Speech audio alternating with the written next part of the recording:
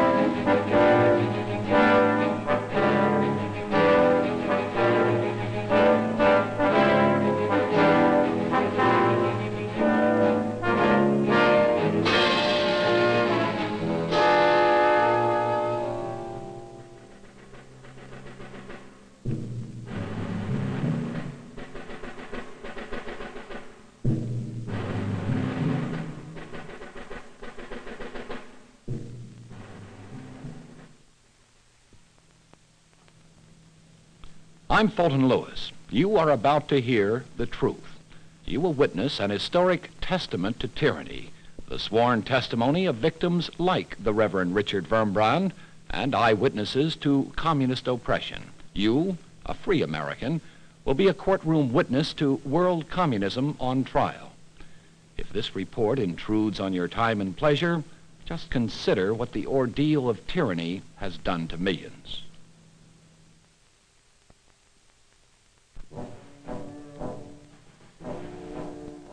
The monstrous assault on mankind, which we call communism, began in 1917 when a little man named Lenin betrayed a democratic coalition which had won power and a chance to build a new democracy in Russia. Lenin's Bolshevik followers, by double-cross, infiltration, and intrigue, destroyed the weak but hopeful democratic patriots who had forced the imperial czars to yield authority to the people of Russia. What remained of both the czars and a true people's democracy were removed to make way for a new and greater dictatorship of the so-called proletariat, bent on world conquest through world revolution. In China, where Lenin exported his revolutionary concepts in the early 1920s, a communist named Mao Zedong emerged to lead a 25-year war of subversion against a similarly weak but democratically directed government instituted by Sun Yat-sen and Chiang Kai-shek. Do you solemnly swear that the testimony you are about to give in this cause shall be the truth, the whole truth? A Belgian Roman Catholic priest, Father Raymond de Jager, was a missionary in China through many of those troubled years. Today, he continues to serve the Chinese people in the Archdiocese of Taipei, capital of Taiwan, where Chiang's Republic of Free China pursues Sun Yat-sen's dreams for freeing the Chinese people from bondage. When Mao's red followers came to Father de Jager's city on the mainland years ago, they brought a new word with them. You say liquidate. What do you mean? Be killed. They kill. Oh, they killed so many people. I was witness myself. Did you observe any of these executions? Sure. For instance, I give you an example. I was a good friend of General John, I will recall his name in a few minutes.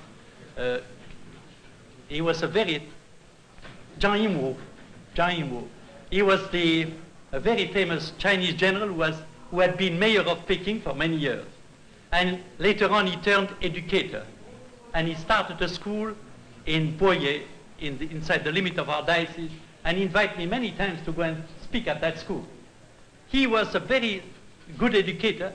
Half of the day, the students, high school students, worked in the field. Half of the day, they worked in school. And he was strongly opposed to communism. So all the students of that school who could be arrested by the communists were killed. And most of these young Chinese... Did you observe any of these killings? Yes. What was the method of the killing? For instance, I observed it in a village called Poye, not Poye. In the Poye-Sian, the village is called Chengliushi. In that village, they had all the school, half of that village was Christian. So they had all the school children to be present, who had to sing patriotic songs. And we had 13 young Chinese who came. Their hands were bound behind the back, and the communists first made a speech. They said, these 13 young men are traitors. Everybody, including myself, nobody believed that they were traitors. But the communists said they are traitors, they followed the Japanese, so we must give an example to the people of the village, and we will make them kneel down and confess. None of them confessed. Then they made the 13 fellows kneel down, and one man with a sword beheaded the 13. And one stroke each. We never missed. In the Soviet Union, executions have been a way of life for 50 years. Eugene Lyons, the senior editor of Reader's Digest, lived and worked in that country as an early admirer of Lenin's disciples. But Lyons came to see the system for what it was, and in his book, Workers' Paradise Lost, he chronicles the legacy of communism. Communists, he says, are responsible for the deaths of some 90 million people since the Bolshevik Revolution of 1917. Half of these occurred in Russia. They do not reflect World War II battle casualties. He adds, and I quote, "It staggers the imagination. They died through civil war, famines, liquidation, purges, forced collectivization, the appalling death rate in the vast slave labor camps. War on the peasants brought death and exile to 10 million. The Soviet slave labor camps claimed 50 million in Russia and the satellites of Eastern Europe. In sheer duration and dimensions, the Soviet terror has surpassed any such horrors in all history." Executions are not the only way communists enforce their paradise upon the unconvinced or racial minorities. I'm Amadullah Danto. Amadullah Danto is a Tibetan. He once was an interpreter for the Chinese after they invaded and occupied Tibet and claimed it as a Red Chinese territory in 1950.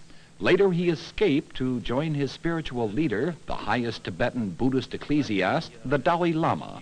Now, in America, he speaks of the victims of communism as problems for the Chinese communists. Of course, communists has a different ways to deal their problems.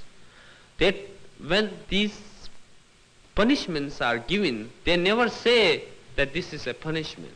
They call it some sort of progressive assemblies, so-called progressive assemblies. We have this every evening, day and night. In these progressive assemblies, what we have to do is we have to confess. We have to criticize our friends. We have to confess. We have to confess what we did to wrong. What did we say anything against the communist governments?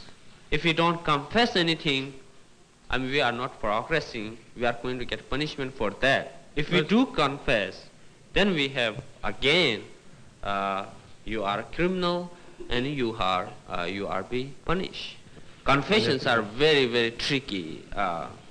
They make small things very big. For instance, a person, during all these so-called progressive assembly, a person was blamed that he stole an egg.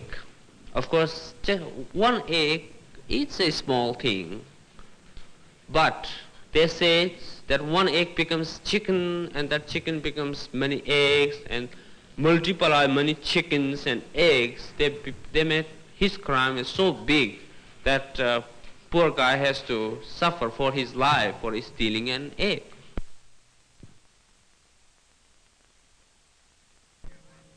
The nightmare that is communism to its victims is not something that happened a long time ago at a time of revolutionary excess or exceptionally cruel leadership as in the days of Joseph Stalin. Throughout the 1960s, while many in the West, including prominent leaders in the United States, have promoted détente, treaties, and trade with the Soviets and their satellites, the novelists, the essayists, the poets, the philosophers, and the musicians of the communist bloc countries have undergone a persecution as total as anything ever perpetrated by Stalin. But theirs is, for the most part, execution of the spirit rather than of the body. In 1966, Yuri Daniel and Andrei Sinyavsky were convicted of slandering the state. Daniel was sentenced to 5 years of hard labor. His wife was exiled 2 years later for protesting the invasion and occupation of Czechoslovakia.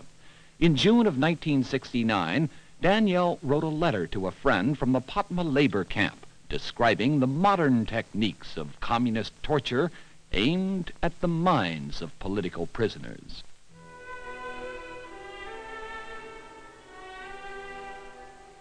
It seems that the words and expressions which we're accustomed to use in a well-established sense are here, once and forever, translated into a special language, the language of the camps, which is no longer Russian. In this special translation, naturally, a starvation ration can sound like education, and handcuffs like re-education. For example, you're making a mistake in thinking I am in prison. I am in educational isolation. I have not been thrown into the punishment cell, but installed in punitive isolation. And all this has not been done by guards, but by controllers. And this letter is not sent to you from a concentration camp, but from an establishment. Now, speaking of hunger strike, I do not know if you know that my comrades and I have enjoyed this entertainment. And now again, I shall have to face this business. You'll say self-destruction. Yes, I agree. You'll say lack of perspective. Possibly. You'll say it's cruel for the family. This too is true. But my dear friend, what else remains if all the thinkable and unthinkable means have been tried to obtain justice, and everything has failed?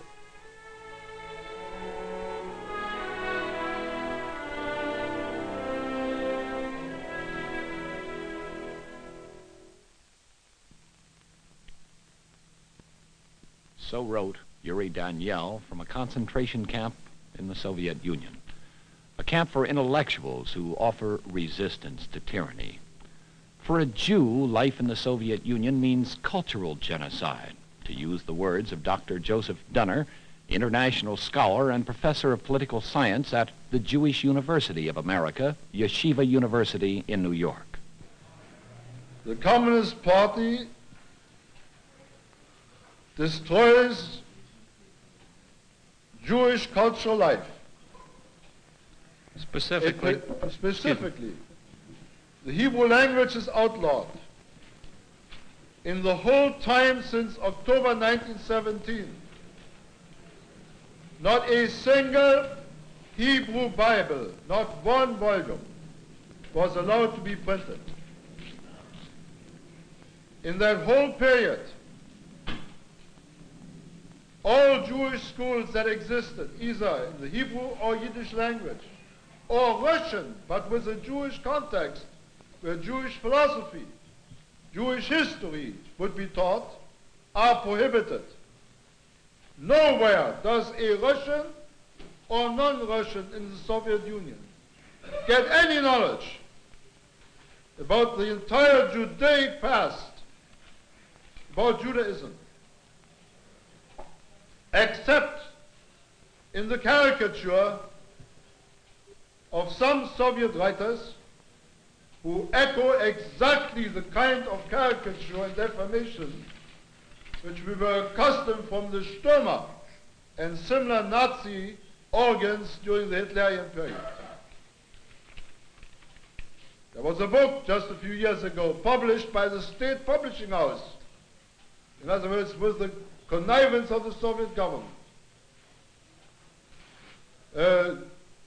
Judaism without embellishment.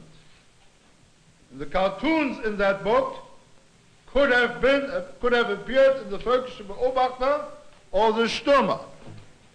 The same Nazi propaganda. For a satellite in Eastern Europe to want just a taste of freedom is more than the Kremlin can tolerate. Czechoslovakia in 1968 is a story the world knows only too well. Despite that happy optimism of wishful thinkers who kept insisting the Soviet Union didn't want to dominate world communism, who tried to persuade America and the rest of the West that communism in Russia was mellowing, moderating, looking for rapprochement and friendship with us, just the suggestion of free speech and free press in Prague brought the Warsaw Pact armies, the Soviet KGB, secret police, and the masters of the Kremlin down on the Czechoslovak people in force. Then came the Brezhnev doctrine that no communist in a red satellite could depart from the interest of the party as established in the Soviet Union without risking punishment. What happened in Prague in '68 had happened not long before, but with far more cruelty and bloodshed in Hungary. Dr. Nicholas Nyarati, the Director of International Studies at Bradley University and former cabinet officer in Hungary, describes the events in 1956. Happened in Hungary. What basically happened was that when the Hungarian people had no more possibility to vote, then finally they decided on October 23rd, 1956, to rise and to vote with the Tommy guns, with the Molotov cocktails, with the clubs, and with their fists, with which they battled the Soviet tanks. I know it from first-hand depositions from these refugees that at that time more than 600 Russian tanks were destroyed on the streets of Budapest, and the Soviet Union was able to stamp out the Hungarian Revolution in a bloodbath only when in the morning of November 4th, 1956, a Soviet army commanded by Field Marshal Georgy Zhukov, consisting of 200,000 men and 6,000 tanks, crashed into Hungary, killed up to 70,000 Hungarian young people between the age of 9 and 19, whose tombstones can be still seen in Hungarian cemeteries today. I have seen the photographs, and stamped out the Hungarian Revolution in a bloodbath. Such is communism's record of crimes against humanity, of betrayal, deceit, subversion, revolution, murder, torture, and persecution. The record of turning class against class, man against God, children against parents, masses against the minorities, and the minorities against society. The legacy of horror and hate designed to destroy the very meaning of law, order, justice, and truth. In 1959, a one-time admirer of Hitler and Mussolini, a man named Fidel Castro Ruz, led a band of revolutionaries to power, publicly pledged to replace the Batista dictatorship with democracy in Cuba. Once entrenched in Havana, Castro and his cohorts laughed at the non-communist world for thinking they were anything less than dedicated Marxists. Thus did communism move in force to the Western Hemisphere. What has Castro's liberation of Cuba meant? A ruined economy, a police state, the mass importation of Soviet military advisors, technicians, and in 1962, missiles.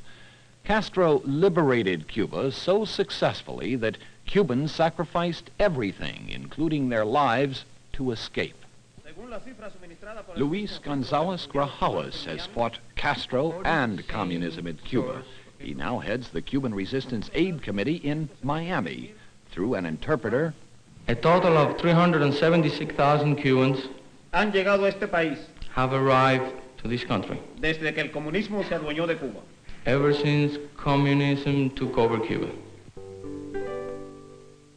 They have fled by the thousands in boats of every description, by airlift, by day and by night, in every conceivable manner. More than 500,000 in exile around the world out of a total Cuban population of 7.5 million, plus untabulated thousands who attempted escape from Cuba but failed. Castro, though, exported more than exiles.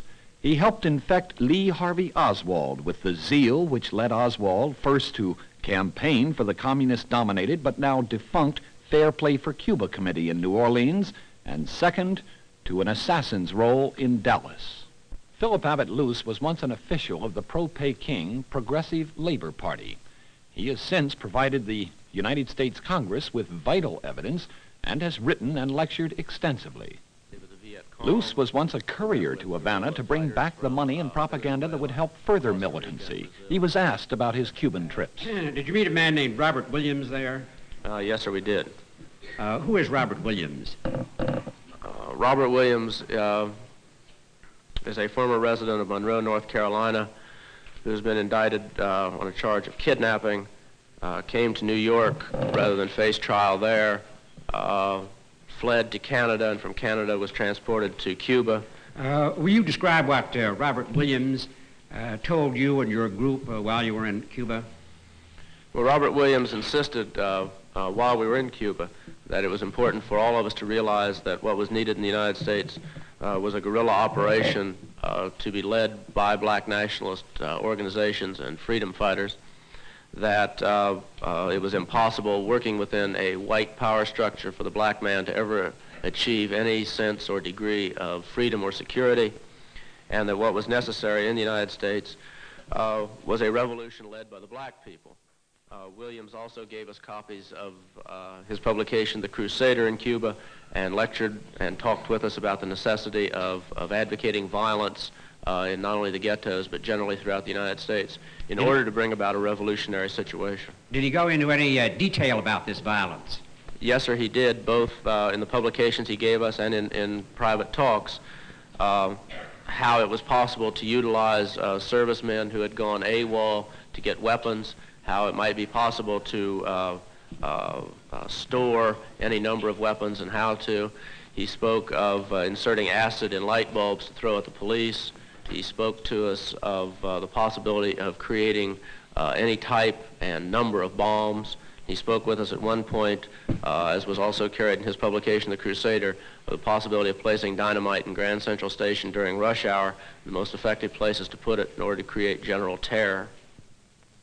Herbert Philbrick, author, lecturer, and one-time FBI counterspy inside the American Communist Party, knows the communists too well to take seriously the suggestion that they have given up in their long-repeated objective of world conquest. Well, I read all of the communist material I can continuously today, coming from Moscow and from Prague, from Peking, China, such as the World Marxist Review and much more. And, sir, I can find no evidence at all in any of the material published, printed, distributed internationally by the communists, no evidence that the Communist Party bosses in Moscow have told their members anywhere in the world to cease or to desist in their campaign to someday overthrow and destroy the United States. In fact, the communists have been told to increase their activities, to increase their efforts to destroy the United States government. Can it happen here? Well, consider the 1 billion men, women, and children who live not by their choice behind the iron, bamboo, and sugarcane curtains. They are a living testament to tyranny and a grim warning to those of us who live in freedom. Freedom or tyranny? The choice is ours.